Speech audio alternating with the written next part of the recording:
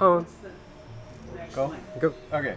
This is a quick briefing on the ASR33 Teletype. You have your on switch down here, line off and local. Everything that you're doing is going to be in the local mode. You'll hear now that the motor is whirring. It's now completely operational as an electric typewriter.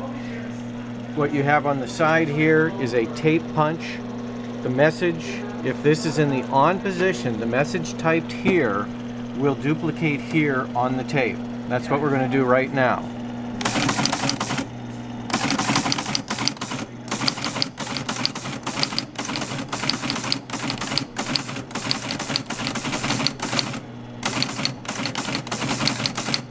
Okay, now to make it feed, hit return and then hit line feed.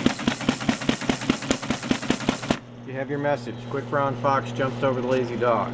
And over here on your tape, you have exactly the same message. We tear it off, put this in the off mode, place this in here in the tape reader. Make sure that the tape reader is clamped down, and then flip this switch to on. Then over here,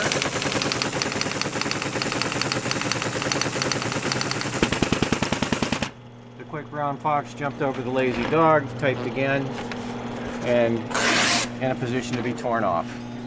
All right.